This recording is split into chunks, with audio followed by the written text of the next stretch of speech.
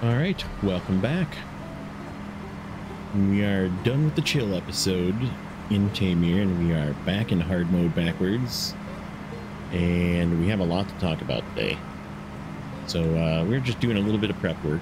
I took a metal beams to clear out this path on the left-hand side of the map. We'll show you here in a minute.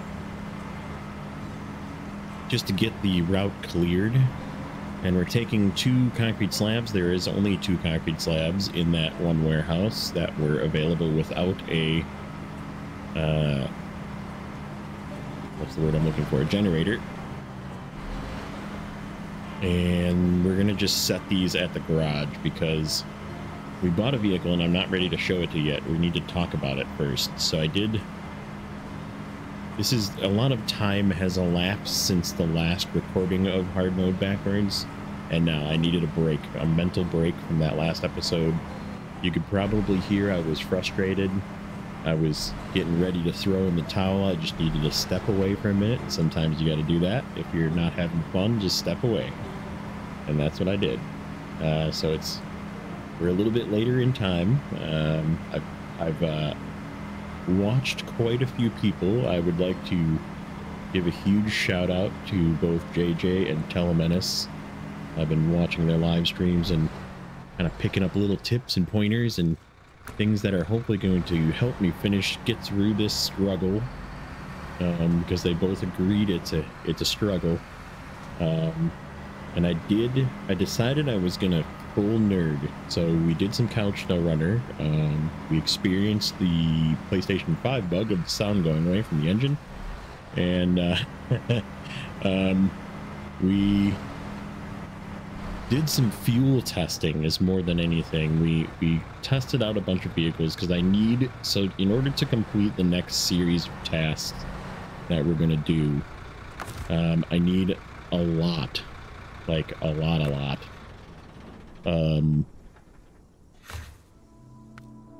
Let's build this up. I use any other repair? No. Okay. So yeah, we need some strong vehicles because what I'd like to do, because this unlocks sort of everything, is we want to do this. Okay. And in the previous one, I was like, I don't know where the trailer is. It's not showing up for some reason, but it's right here. This is where the Cat 770G is, and from what I've been seeing now, if you look up Bridging the Gap on YouTube, on Reddit, on that kind of thing, you find the Michigan task or contract that's named the same thing. So there's not a lot of people out there that are talking about Bridging the Gap, besides for like live streams and that kind of thing that are happening right now. And apparently it's a 2-vehicle haul minimum. So we need a strong low saddle vehicle that can tow this low boy trailer with tons of weight on it through all of this muck, right? And we got to tow it all the way through this muck. We repaired this bridge here so we could get through there with the trailer, and through all this muck until you're finally on the road for 10 feet to this bridge. Okay. And then the rest of it is easy. You need 4 cement from over here and 3 metal beams from over in here, which this was another thing that we did off cam. So I'm going to just show you this quick. There's going to be a lot of talking in this episode, and then I have a plan for what we're going to do while I show you my fuel results. But let's go here. We opened the garage in here. I just stepped into here with the fuel trailer and the Taiga. We are keeping the Taiga. That is a little hint. We're keeping the Taiga. That one's not going away, and I don't care what you think. We're using it. But we sold a couple of vehicles and we bought one. So, but there is unlimited cement at this one, and then there's another one somewhere here that has unlimited metal beams, or shoot, this might have been poor. I think it's here. I'll have to look again. But I know there's a place we can get beams in this map, and we'll have to go get them and take them through. Otherwise we'll have to get a fuel trailer or whatever, a generator trailer, and drag it all the way around. But we're okay with that now because we did a bunch of route testing and vehicle testing and that kind of thing to get this all figured out. So in the meantime, though, what we're going to do, my plan is, what do we have over here?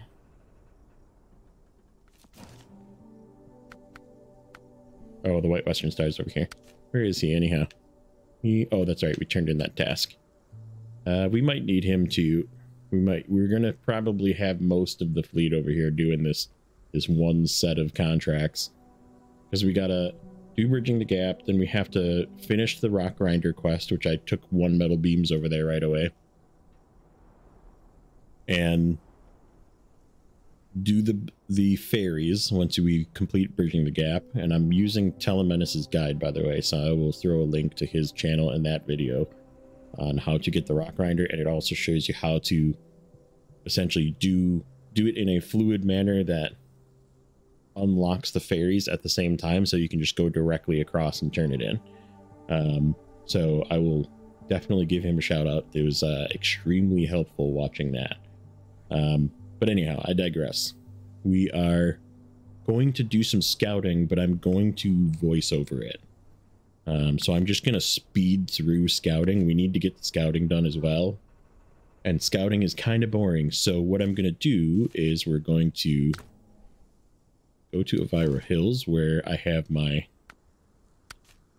Chevy and fuel trailer just hanging out right at the entrance. And we are going to start looking around, getting a path figured out. But in the meantime, we're going to speed this up, and I will be back on voiceover. So give me just 1 minute and we'll be right back. Okay, I am back.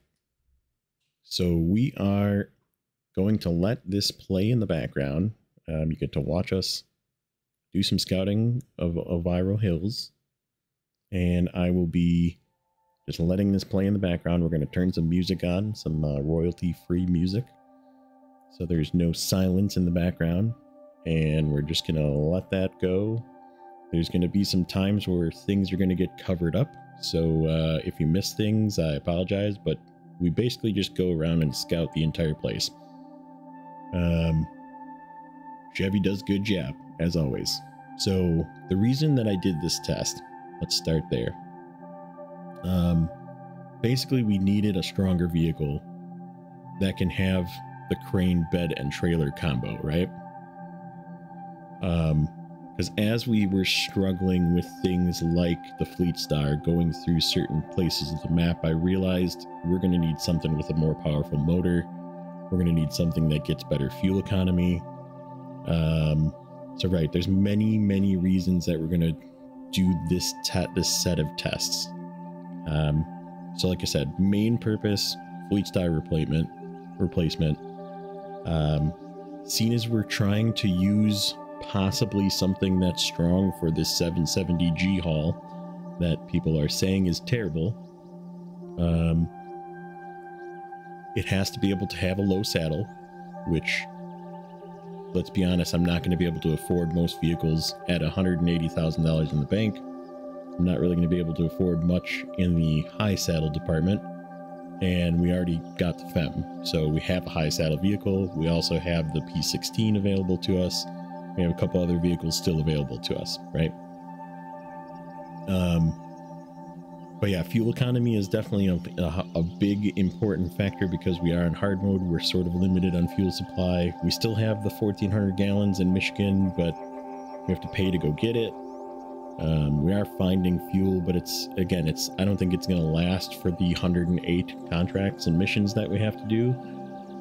So there is going to be a point where we're either going to be paying for fuel or going to get fuel, and right, that costs money. So this vehicle in the long run must get decent fuel economy. So that was the main purpose, was to, test a couple of routes, test how much fuel economy we're getting.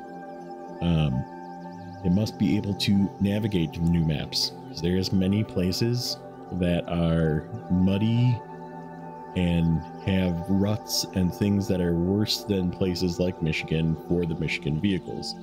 So basically we needed to navigate the new maps better than the Fleetstar does. So that's sort of the goal, and we kind of use the Fleetstar as a baseline of how much fuel it's using. And in the second test we added time, so like how long it takes, that kind of thing, because as I'm doing these recordings, I don't want to have you sit and watch me struggle for 10 minutes to get somewhere where I could have another vehicle that takes half the time, right? It can't be an overpowered vehicle though. I'm not going to just go and buy the Zix, right? I'm not going to save up and buy the Zix. I feel like that's kind of being unjust to the whole theory of this series, right? We want to be able to use, and I'm kind of leaning towards American vehicles, and you'll see that when we get through the results, but there is a few Russian vehicles that we do test. So the other thing that it must be, obviously it must be stable, which is again sort of improvement on the Fleetstar. We don't want a tippy vehicle, right? So if there's any tips, we're going to record how many tips there are. Upgrade considerations are taken into place. So like, obviously we only have the Michigan upgrades. We don't have all-wheel drive upgrades for some vehicles. So some of the vehicles that are available to us, we just eliminated because we don't have all-wheel drive, or they have all-wheel drive capable and we couldn't get it, or in the sake of Russian vehicles, obviously pretty much every upgrade is not available.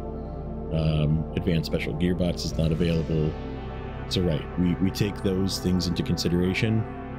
And then route learning. Okay, so this is another reason that we did this test, is kind of learning some of the routes.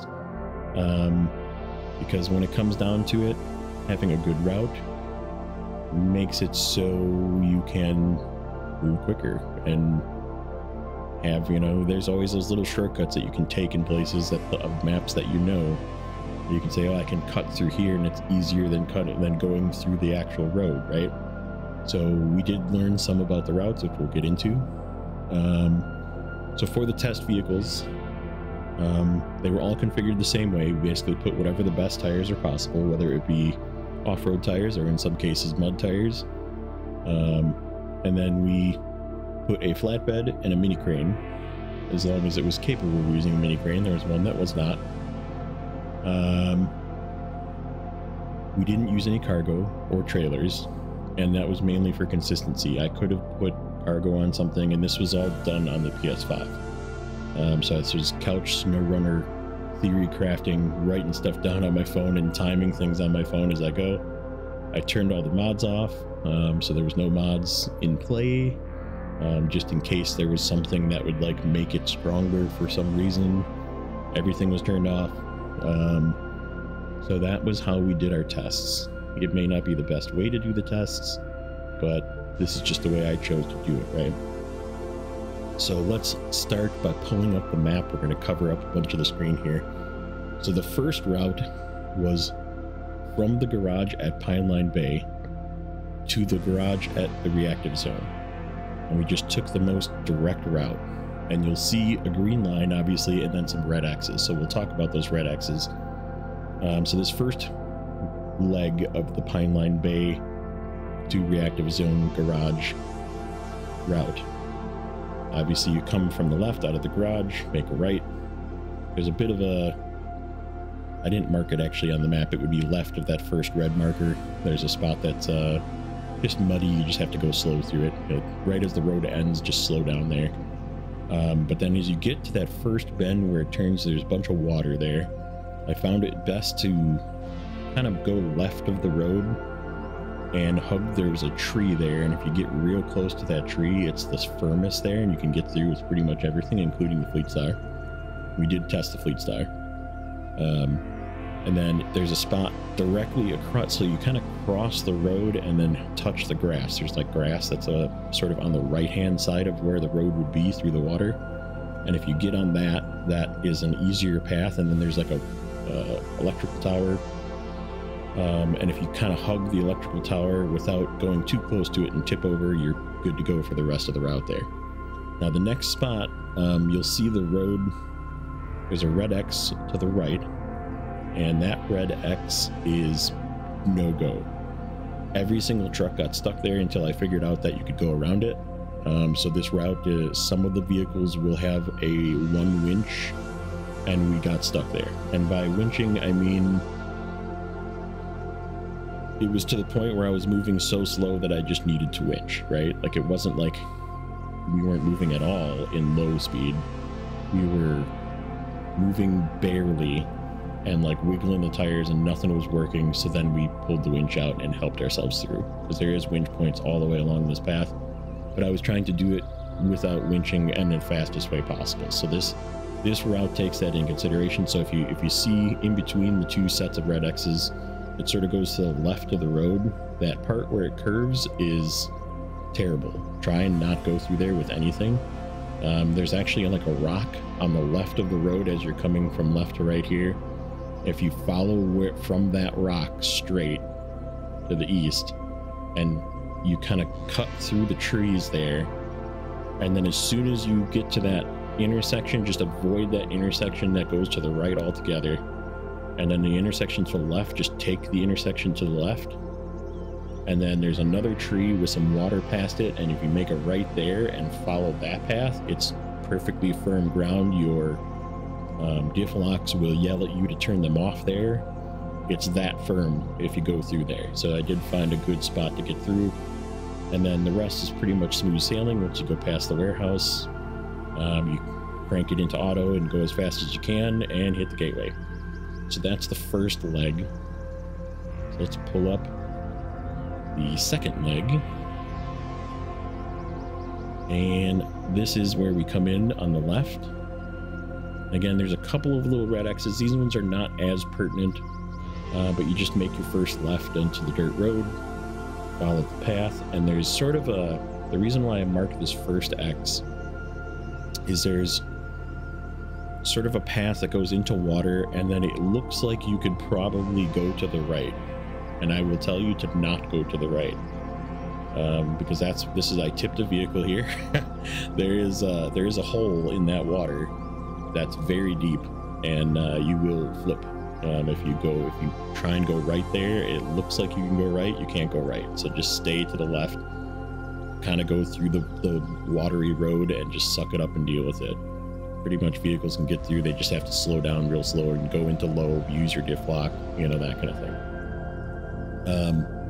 Rest of the path pretty easy, and then you get to the river crossing, and there's an X by the river crossing, because it looks like you can go straight, and you can go straight technically, but it's just really deep there, and there's sort of like a rock in the water, I guess is what I would call it.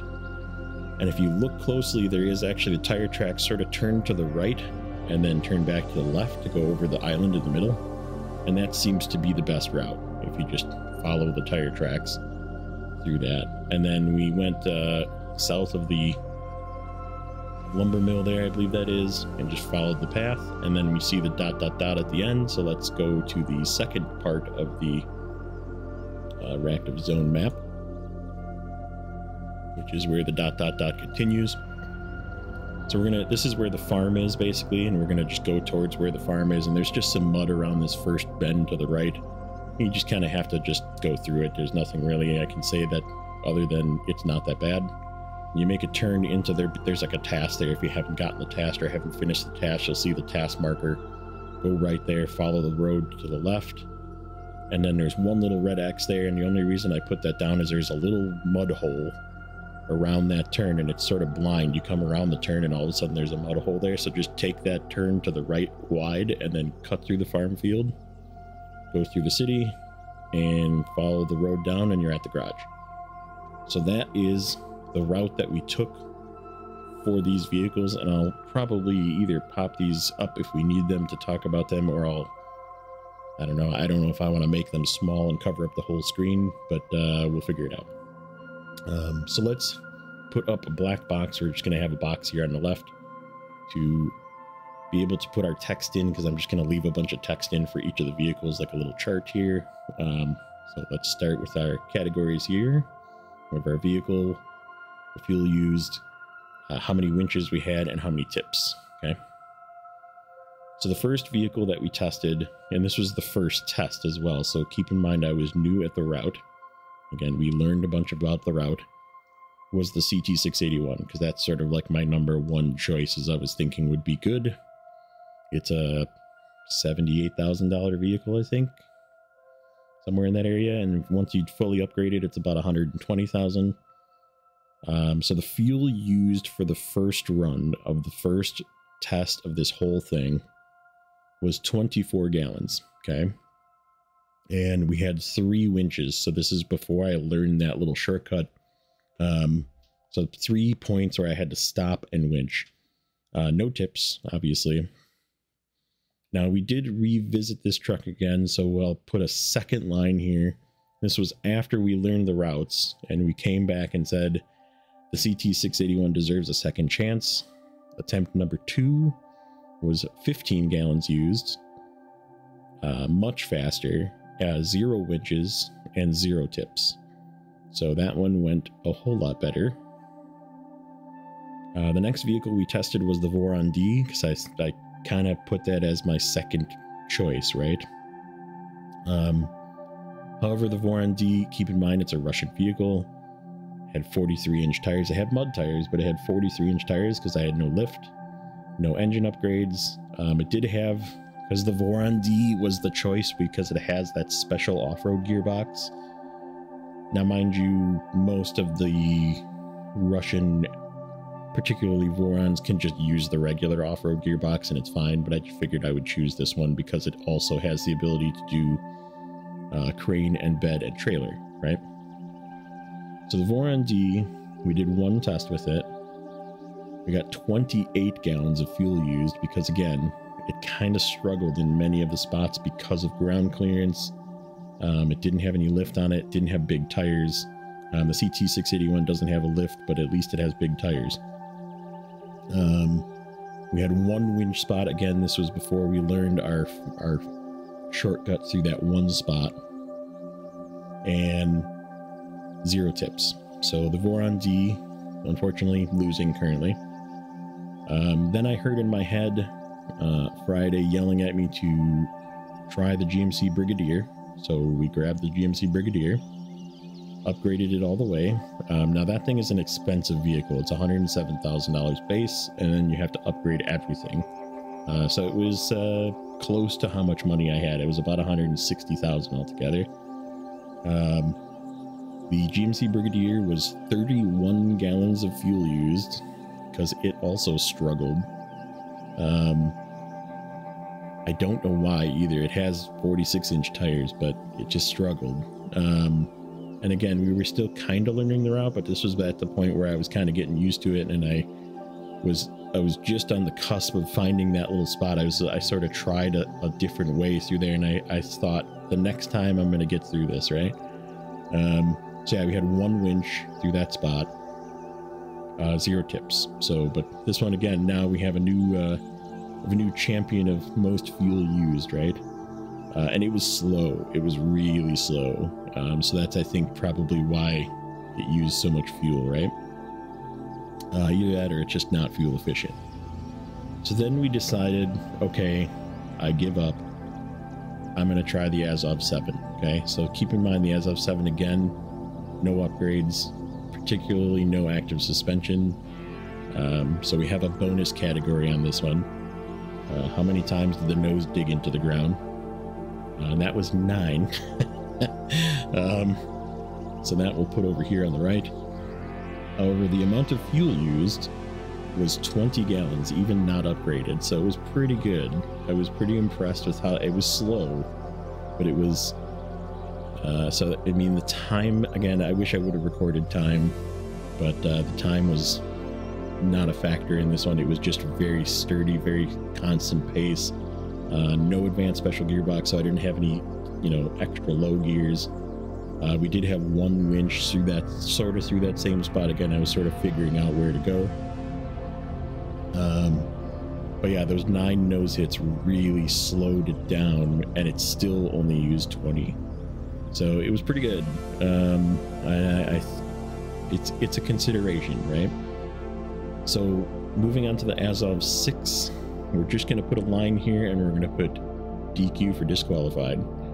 I thought to myself, for as slow as the Azov 7 was, also not upgraded, also small tires, also not upgraded engine, we're just not going to use the Azov 6. I just didn't even bother testing it. I just sold it back. I said, you know what? We need something faster than this. So then I kind of got thinking, and I was like thinking out of the box going, we need to think of other vehicles, right? Or possibly test our existing vehicles. So the vehicle that I tested next sort of surprised me. So the first run of the W990, which is that now highway truck that is two-wheel drive and has really good tires. It fits all of the considerations with the exception of the fact that it's just not all-wheel drive, right? The first run, the fuel used is a DNF because we didn't finish. We got stuck in some weird places because I was kind of getting used to driving it with the two-wheel drive, so we had 3 winches and then we flipped it. And it was like an unrecoverable flip too, so I was like, you know what, we're just going to recover and we're going to go again. So the second time I ran the W990, it used an almost low record 17 gallons of fuel with 0 winches, even with two-wheel drive, and 0 tips. So once I kind of got the hang of driving it and the route, and this was where our first official 0 when we figured out the route to cut to the left there in that first part of the map. That one was really good. So just want to point out the fact that the W990 is strong, okay, and doesn't use a lot of fuel, and it's really fast. I will say I wish I would have timed these, but the W990 was definitely a quick run, okay. So then we started thinking, let's try out the vehicles we already have, right? So we have the Taiga 6436. I figured we'd try. This is the one that we didn't have the crane on. So let's see how the Taiga does. Again, not upgraded. Does have mud tires, does have all-wheel drive, but it sort of lacks power because it doesn't have the upgrades. This one used 24 gallons. We did actually get kind of stuck in a sort of a weird spot. I think it was just because we bounced off the track and kind of ended up in a rut. So we did have 1 winch spot and 0 tips, obviously. Then I decided it's time to test the baseline, right? So we tested the Fleetstar, and it was god-awfully slow. It was very, very, very slow. However, I did find the path. The path did work. So the amount of fuel used for the Fleetstar was only 25 gallons.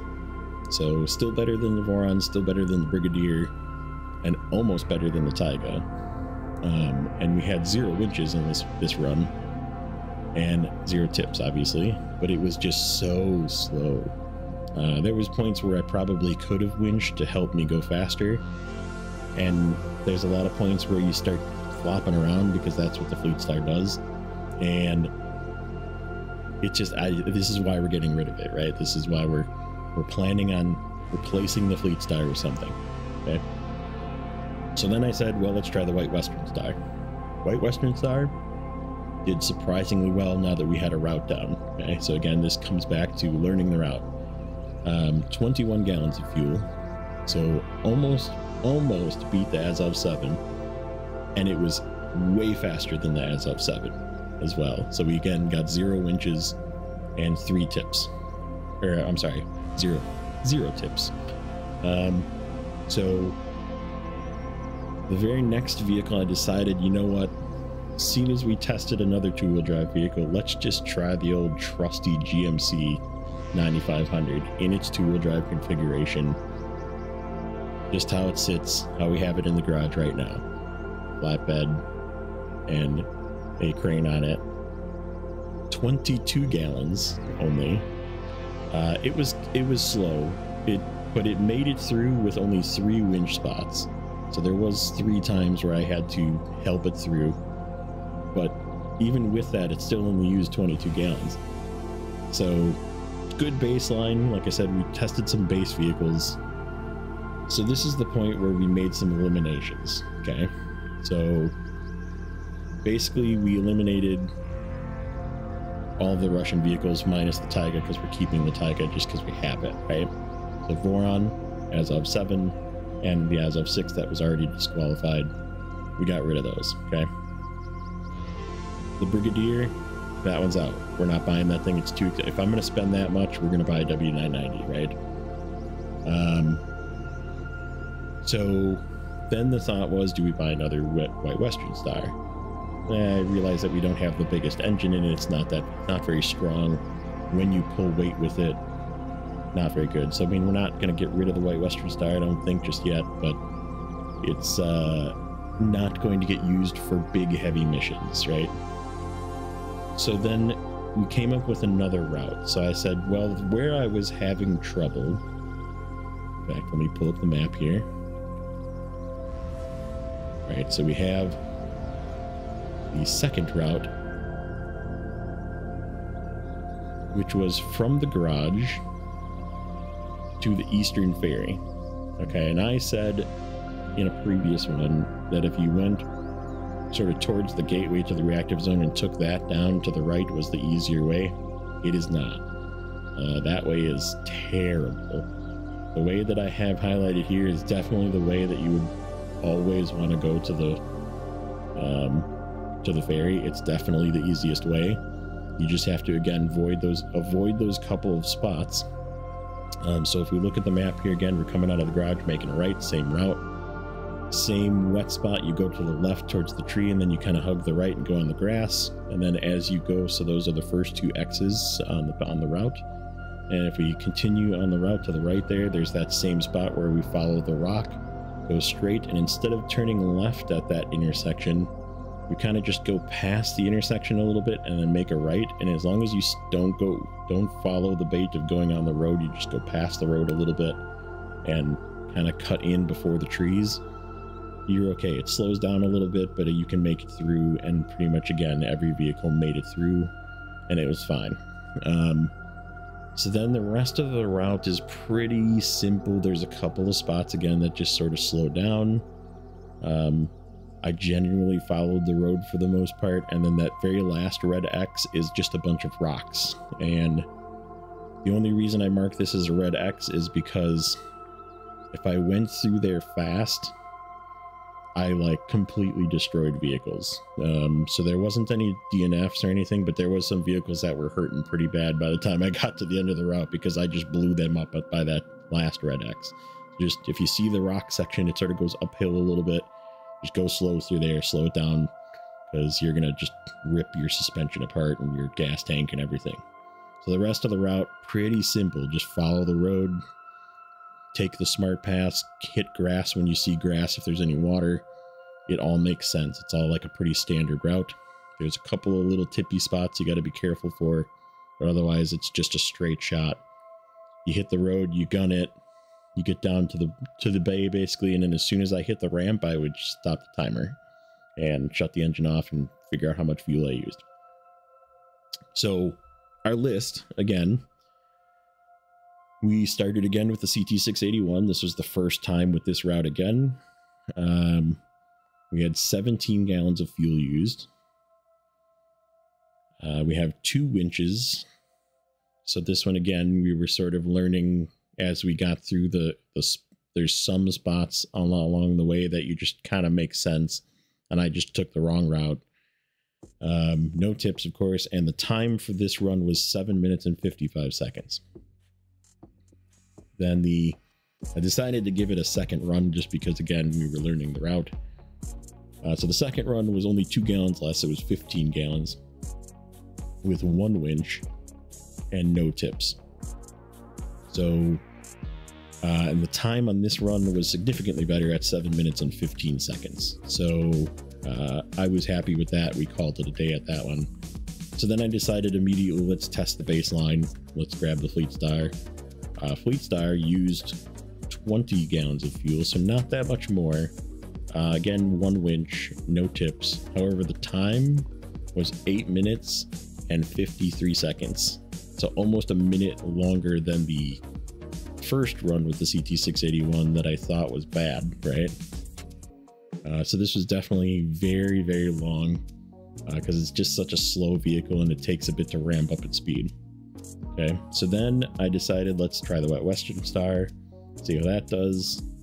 White Western Star actually had an impressive 18 gallons. So again, not great, but not bad. No winches. We didn't actually have to winch that one at all. No tips, and 7 minutes and 3 seconds. So it was actually faster than the CT681, and I don't know if that was just me being better at the route, or it really was just faster. Could have been. There's a lot of bumps on that one, and maybe it handles bumps better. So then we tried the W990. This run was crazy. So first of all, the fuel used was 12 gallons only, so it used almost half of the Fleetstar. We had no winches. Now the tips, I would put it as 2 close calls. They didn't actually tip over, but let's call it almost 2. So it was rough. I would say the W990 is the most tippy of all of them, and it can get away from me. I think it's just because it's so fast. You just have to slow it down, and then it doesn't act as tippy. But it kind of gives me vibes of the P512, which makes me a little leery, but it's still really good. The time, however, 6 minutes and 23 seconds. It was by far the fastest run. So that's basically the testing that we did. I kind of called it there and said, there's not really any other vehicles I want to test. If you have any other ideas of vehicles that you would want to see tested, we could probably do the test again. But it's something that this is sort of what I came up with on how to test how much fuel I'm using, how quickly it's happening, how efficiently I'm getting there. The other thing as a bonus point goes to the W990 again. It has extra repair points and fuel on the roof, which none of the other vehicles do. And it also has a 101 gallon fuel tank, which is the biggest of the bunch. So not only does it get the best mileage, it seems, or close to the best mileage, it's sort of a fight between the CT681 and the W990. Is sort of the two that I'm debating. So that's going to be probably one of those two. I just have to debate on whether I want to deal with it flipping or not. So we're going to leave it there for the test results, and we're going to get back and we'll talk about what we purchased in a minute.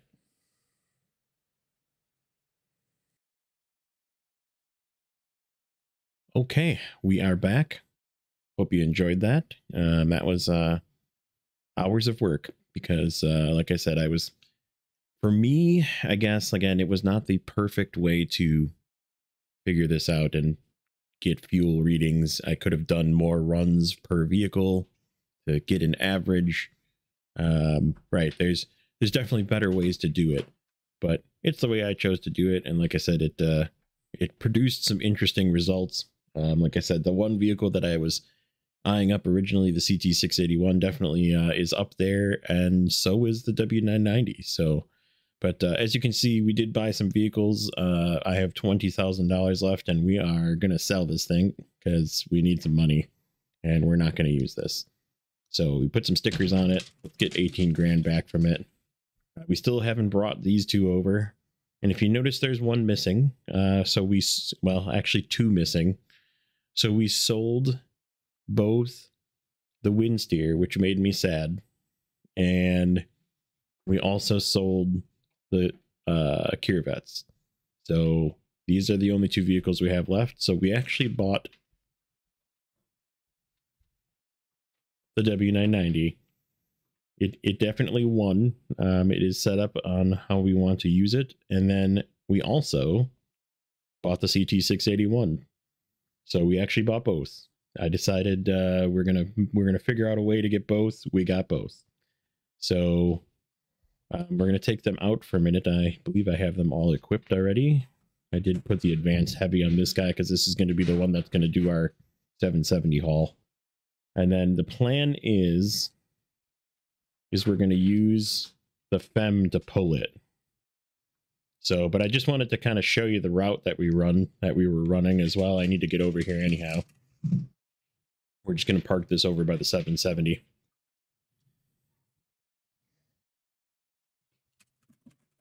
But yeah, we're gonna use both. We needed 2 stronger vehicles, and we got 2 stronger vehicles. The Fleetstar is gonna kind of hang out idle for the moment until we either figure out a way to use it, or I don't know if we're gonna sell it. We probably turned it into a fuel vehicle before I sell it. So, but this route, like I said, is sort of the way that I've been taking through here, and it seems to work the best. So once you get to this spot here, it starts to get some water, and I just kind of go left. You stay left towards this tree. And if you go towards this tree, it's still pretty firm underneath this tree. And then just cut across the road here. Sometimes that tree will hang you up, by the way. Cut across the road towards this tower. Go on the grass. Avoid that rock.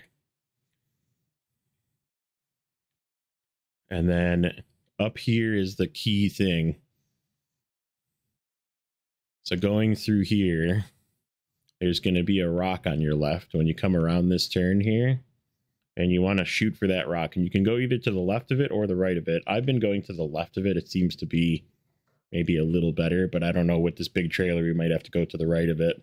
There's going to be a lot of concessions for this big trailer.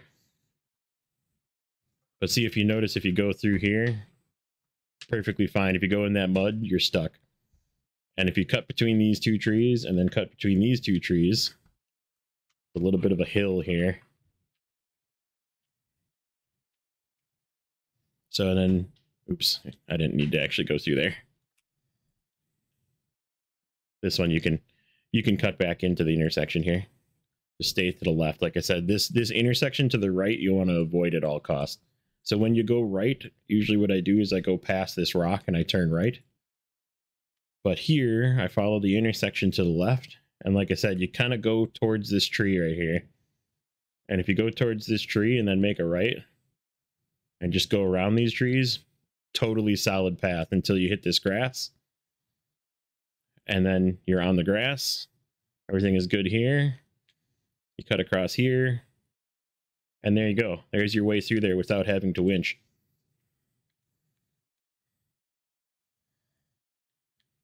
So I hope that helps. Like I said, after running through this several times, I definitely found a decent way to go. So, yep, there we are. There it finally shows up. 770G, this is the one. We're just going to hook up to this, and then for the second part of this, we're going to test our other vehicle. We're going to actually test it with a load. So what I want to do is just hop into the FEM and unpack this quick, because we do not want this in here when I go into the garage. We know that that's been kind of buggy. So we're going to take this guy that is equipped. I decided to use the OHD2s instead of the, or is it UOD2s, sorry, the OG Better in Mud tires, instead of the possibly slightly more stable, wider, new JAT tires. We'll see how it works. But this is sort of a wasted trip. I'm not going to lie, but I'm going to do it anyhow just because I want to try and get these over here. But this is preparation for and getting the rock grinder a little easier. So instead of using the full guide from Telemetis, I'm kind of doing my own little thing here. We're going to wrap these guys off of here.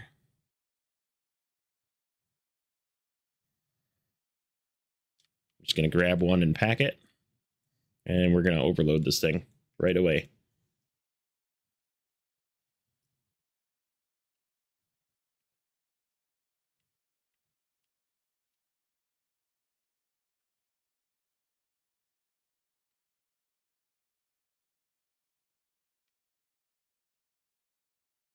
Is that far enough? It looks like it is.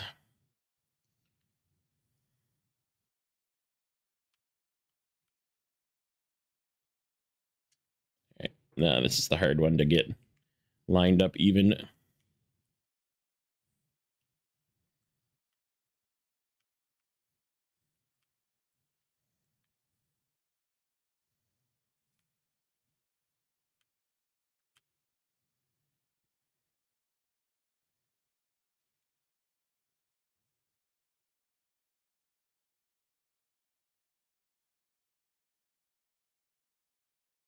There we go. All right, let's get this pinched. Probably don't need that. We might need this. Okay, so I am going to take this on the other route. So again, if we're looking at the route, let's just talk about the route again real quick. So this is that spot right where you get into the mud and it just slows you down. This is the spot where you hug left to the tree. So instead of like following this road, right, that's in the mud, you kind of go to the left on the tree. And then as soon as you get past the tree, you immediately cross the road and hit the grass. Here is what you're shooting for, really. I don't know if it's actually there or there, maybe. But either way, you cut across towards this tower, right? And then follow to the right of the road. And then in here is fine until you get to this rock. And then, like I said, you can either cut just to the right side of this rock or to the left of it, either way. But try and start avoiding this curve right here. And then I cut through the trees. So we'll see how taking an overloaded piece through the trees is going to work. And then we cut sort of to the outside of this rock and around. You can kind of get through here, but I'm going to try and go around this way.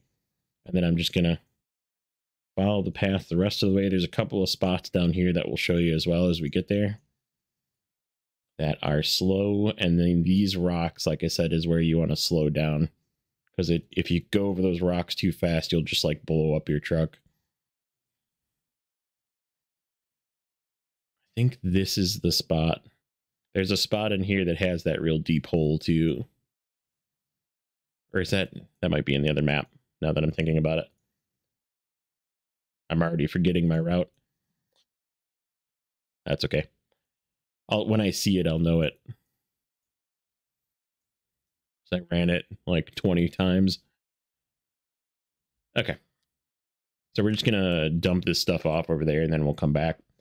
But that's how we're gonna end of course it's gonna be nighttime too.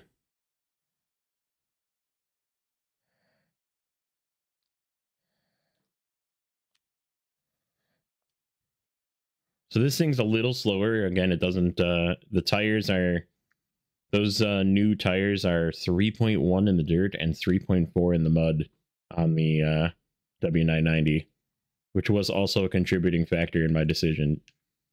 They're very good. When you consider that the MS2s, which are the best tires, or MHS2s, whatever they are, the best tires you can get for most of the, not off-road, I keep saying off-road, the mud tires that are available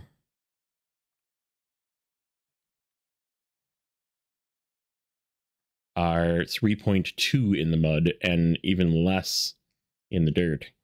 So when you take into consideration, yes, it's rear-wheel drive, but it also has really godly tires.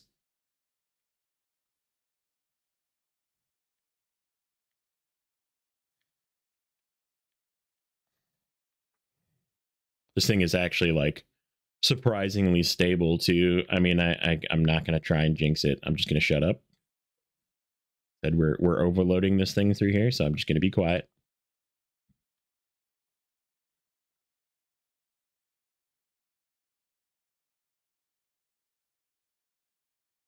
So yeah, right here is where you start veering left.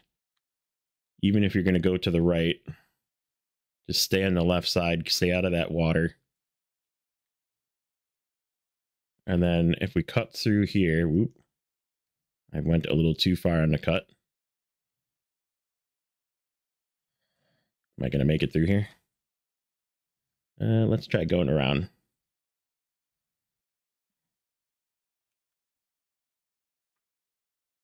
Don't tip. Don't tip. Don't tip. Let's... Yeah, so you want to avoid that big water puddle, right? Over to the right of this tree here. You want to avoid that water puddle. That'll get you stuck. So yeah, when I come through this way, this is the way I go, is around this rock here.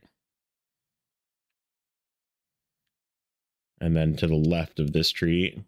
Seems to work the best.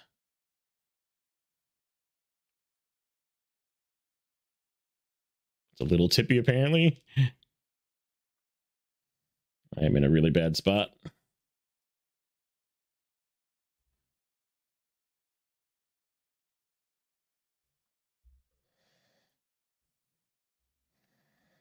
Okay, we need to go very slow here.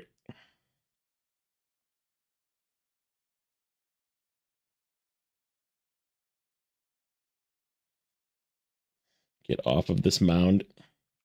I cut too close to the tree is what it was.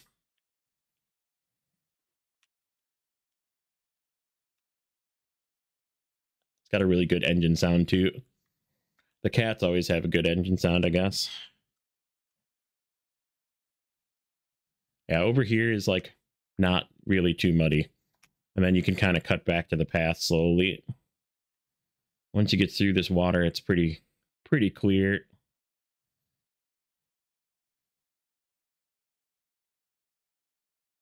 And there we go. And that's how you get through there without winching. This is kind of scary with cargo. Just go slow. This is sort of a mound.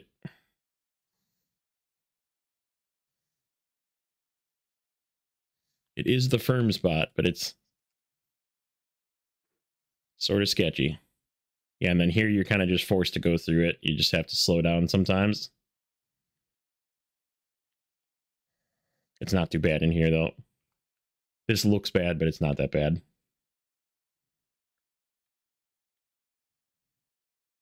Like I said, this is the spot that you just follow your normal rules of thumb. If you see some grass, try and go for the grass if it looks not too tippy. Otherwise, just kind of stay on the path. Yeah, this is the hole, by the way. I believe. Because it looks like there's tire tracks to the right there. Sort of. I believe that water hole to the right is the hole. That was the one that got the W990. Yeah, do not fall for the bait and go into that here. Let's see. Here's a trick. You can see if I can do it right. Photo mode.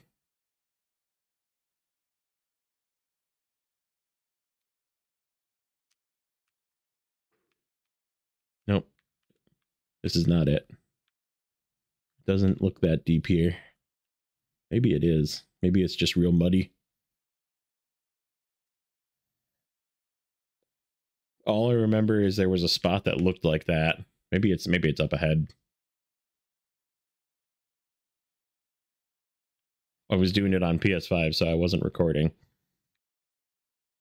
But yeah, anytime you see water like this, just don't try and cut it. Because there's some really deep holes in here, and then these are the rocks that'll destroy your truck. So just don't go fast through this. I suppose you could probably flip if you hit a rock at the wrong angle too, like this one here. Kind of goes off of an edge. I didn't ever feel in danger of flipping in here though. Like I said, it was just if I was going too fast through this, I was just destroying any truck that it was. Yeah. And then here again, it just looks, there's a little bit of grass on this side. Doesn't really matter if you go through the middle or not.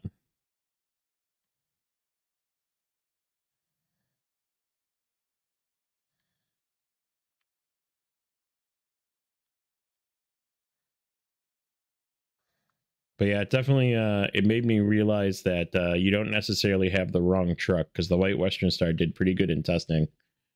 You just have the wrong route, you dummy. That's what I realized. This you can go right through. In fact, it's actually probably best to go right through this. Avoid the rocks tipping you.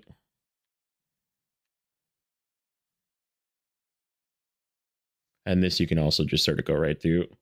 It's not very deep. It's just slow. This is a spot that was always like this for every truck, where it was like almost winching, which we might still have to winch in this just because we got 2 pieces of cargo now. Not yet. I would have probably started winching here on my routes, on my test routes, but that's okay. We'll do it the normal way. But yeah, you can get through this with pretty much anything too, even the Fleetstar.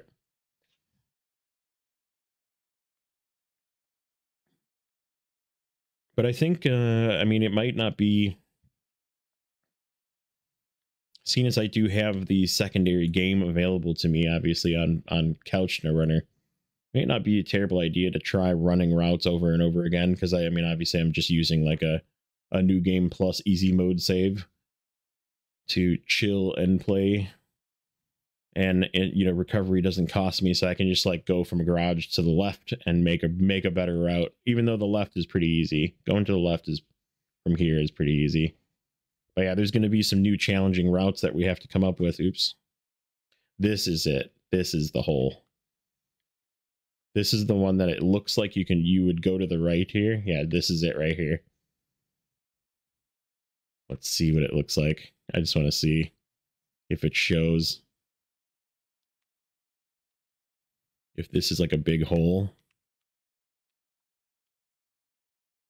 Yeah, it dips off pretty hard right here. And you will tip right here. So yeah, this is, where is this? Where is this? So we can show this on the map. This is,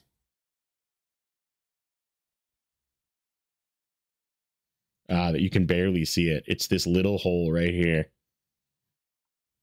So before this big one, there's this little hole, and do not go in that hole, because that will, this is the one you stay left.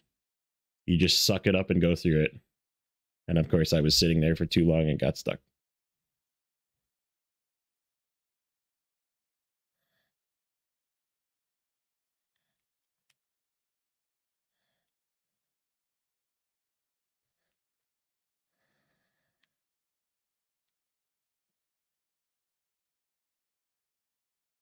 But yeah, this was, I wanted something that could get over here and get back on a tank of fuel. So I mean, that was important too, right? So like having it be low fuel mileage without cargo tells me that I'm going to use more with cargo, right?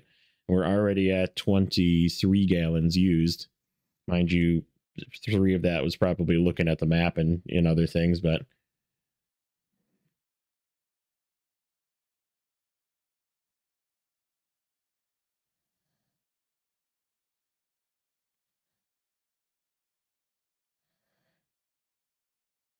so yeah, I will adjust my little, because I did save those pictures in case anybody needs to know the route that I did, and I will put a little red X there as well, because that's the one that I was thinking of. I think I put it on the, it might be on the wrong spot on the map. Pretty much the only thing on the side to the garage in reactive zone is, if you're going on the north end, is just to follow the tire tracks through the water when you cut across the little islands, because it's just easier. It's less deep, and there's not that big like rock mound in the middle of it.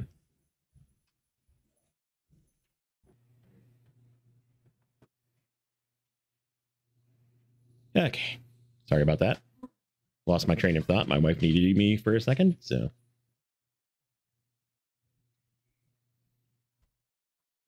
But yeah, I'll add that to the little, just in case I post it somewhere or whatever, put it in the community tab after the, it might not be a terrible idea. This one's kind of deep too. You can choose to go right, but then it gets a little tippy, and I'm not going to do that with this cargo. Like, you can go further right, but it's kind of banking. Ooh, it's already kind of banking.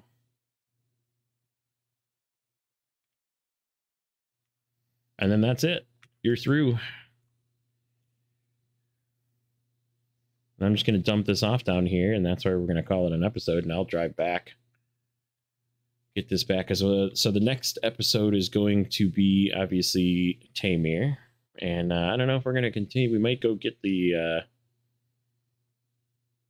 maybe we'll go get the Tuz.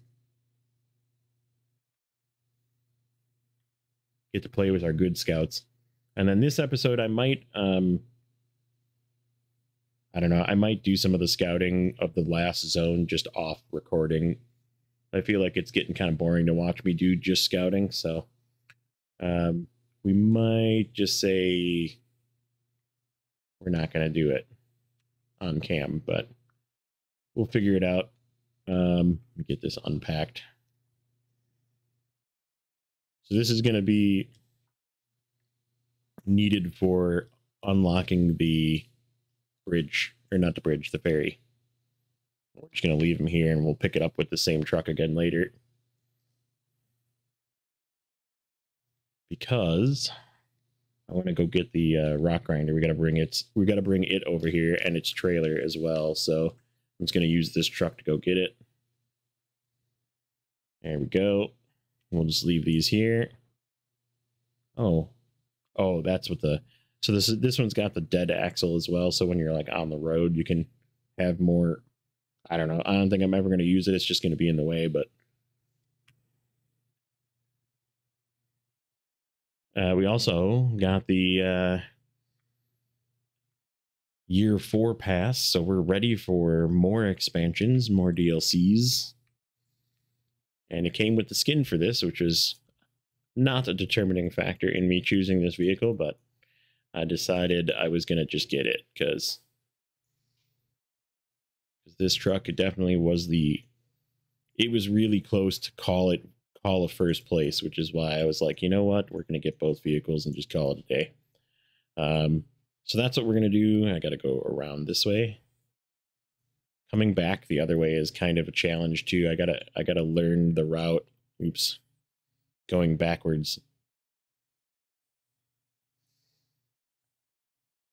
So I just went this way for the most of it. And then if we come here and then go across and go towards the tree. So that's sort of the backwards route, right? But that's what we're going to do. I'm going to call it here. I hope you enjoyed. Like I said, I hope I didn't nerd too much on you, but this is how I make educated decisions. I like to spreadsheet a little bit and figure out, you know, what's the best decision and what performs the best in a real world test.